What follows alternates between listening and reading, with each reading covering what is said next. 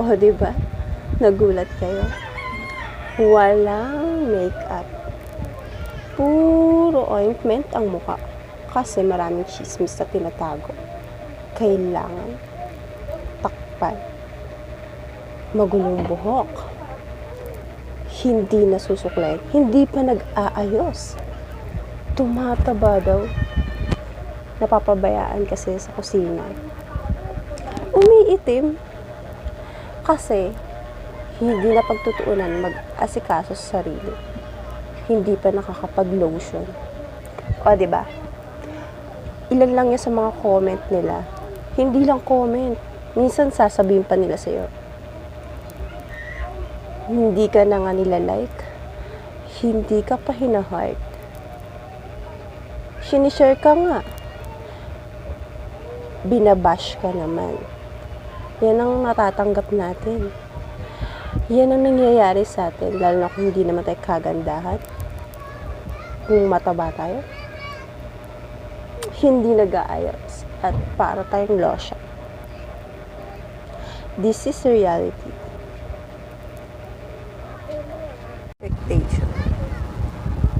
O, diba? Nakaayos. Pag nakaayos, pag maayos ang buhok, kapag naka-makeup, kapag medyo payat, kapag maputi, nilalike, hinahoy, sinishare, pero good comment at hindi binabash. O, diba? Yan ang expectation natin.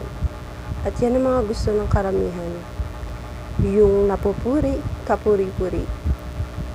Yung iba nga, diba? Para gumanda sila sa video or sa camera or mga pictures, magamit sila ng mga filter. Tapos, kailangan todo effort ka pa sa pag-makeup. Kailangan may mga 400 layers kang makeup. Charis. Pero yun yung expectation ng iba. Pero ito yung totoo.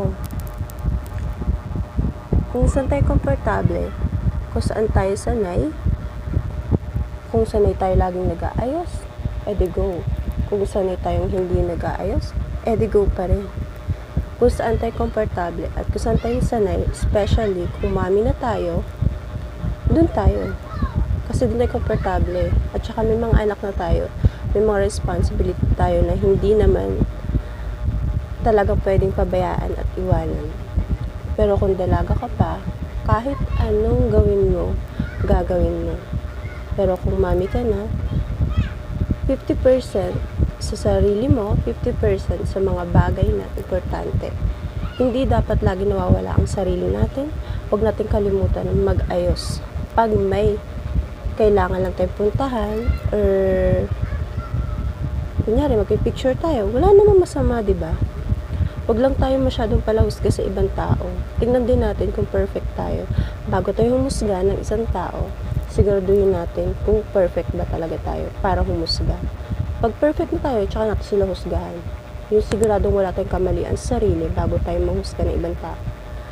Kasi, hindi lang natin sarili yung naapektuhan. Mas naapektuhan sila, pati mga mental health nila, nasaktan sila. Mahirap